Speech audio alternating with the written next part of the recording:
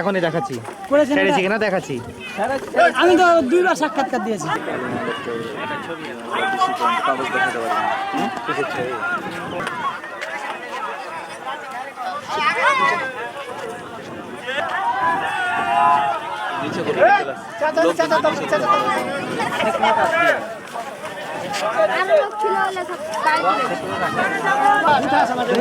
আমি বলছি ভাই এই তো আবার আসছে, ছিঁড়ে লেগে আপনার সাথে দেখাচ্ছি ওটা আপনার ওইটা মুর্শিদাবাদে আন্ডালা বললাম বলা দিয়ে দেখা না না ঠিকই কথা, কিন্তু ভাই এইটা কিন্তু ওই কিন্তু ঠিক কথা বলেছে। যদি না ছাড়তে পারে তাহলে আর আসবো না। সরো, তুমি আসছো কেন এদিকে? আগা দিকে আসছো।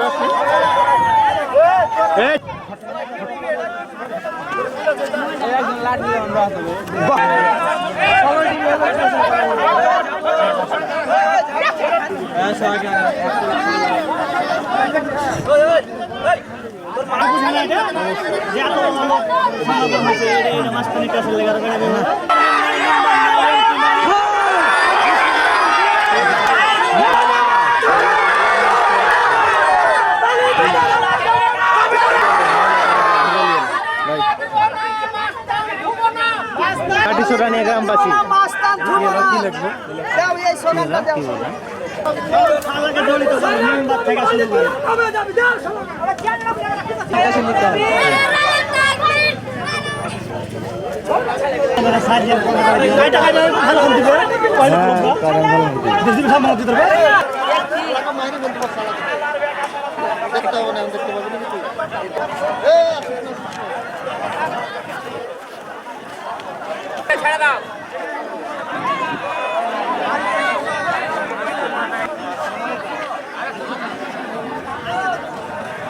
ভালো আছেন?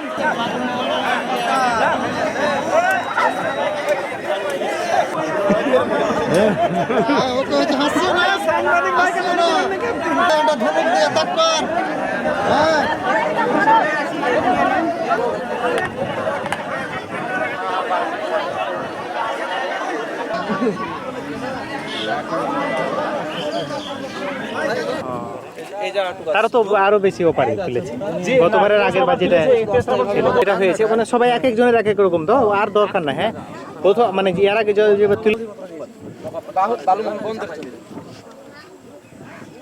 আমাদের এই যে নদী অবৈধভাবে এই সন্ত্রাসীরা আমাদের এলাকার যেগুলা চাঁদাবাজি সন্ত্রাসী, এরাই ওদের সাথে সঙ্গ দিয়ে জোরপূর্বক বালি তোলার জন্য তারা লাঠি ঠ্যাঙ্গা নিয়ে আসছে, মানুষের বাড়ি রাত্রের বেলায় অন্যায় করছে, যা আমরা ভাষায় প্রকাশ করতে পারছি না। আমাদের এলাকার মানুষ এমনকি তাদেরকে অবৈধভাবে কেস করে আসামি করে তারা বাড়িতেও থাকতে পারছেন না।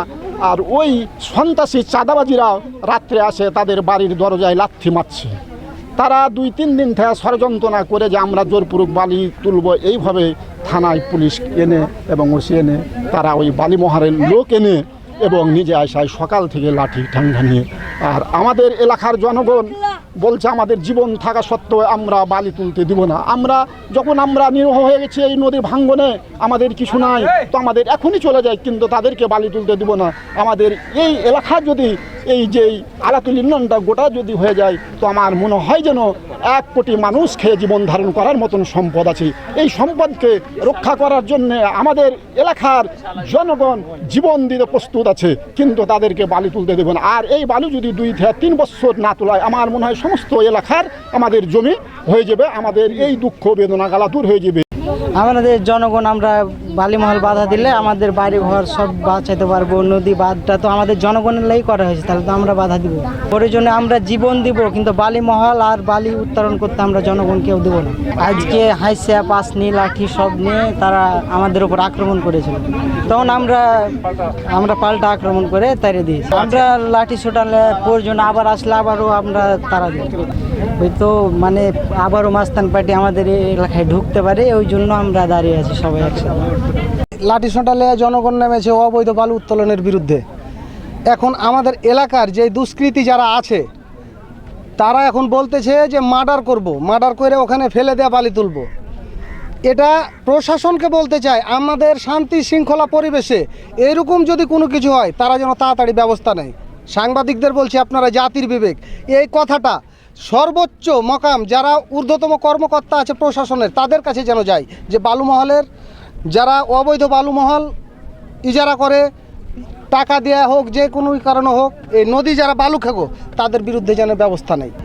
শত শত মন বাদাম হয়েছে, হাজার হাজার মন চিনে হয়েছে, ধান হয়েছে, আর তিল হয়েছে ইত্যাদি 1 বছরের ভিতরে। তো এই জিনিসগুলো আমরা কৃষক এতে থেকে বঞ্চিত হচ্ছি। নদীর এক পাশ ভাঙে আর এক পাশ গড়ে, আর যদি মাঝখানে টেজার ভিড়া থাকে তাহলে তো আর কিছু হয় না, গর্তই থাকে, বাঁধগুলা ভাঙে। আমরা তো এক বছরে 3 বারও বাড়ি ভাঙছি এই বাঁধ হওয়ার আগে। অনেক কষ্টর ফলে এই বাঁধ পেয়েছি। আমরা এলাকার জনগণ এই বাঁধটাকে টিকিয়ে রাখতে চাই। বিশেষ করে সরকারকে বলতে চাই, সরকারের কাছে আমাদের মানে আকুল আবেদন, যেন বালু খেগোদের বিরুদ্ধে ব্যবস্থা নেই। আজকে আমাদের এখানে জোরপূর্বক তারা বালু উত্তোলন করতে এসেছিল। আপনার চাঁপাইনবাবগঞ্জ আবার আমাদের এলাকার কিছু লোক আছে, তারা জোরপূর্বক। আমরা এখানে বিগত আপনার 7/4/2026 তারিখে বালুমহল ইজারা বন্ধের জন্য জেলা প্রশাসকের কার্যালয়ে আমাদের নথিপত্র জমা দিই।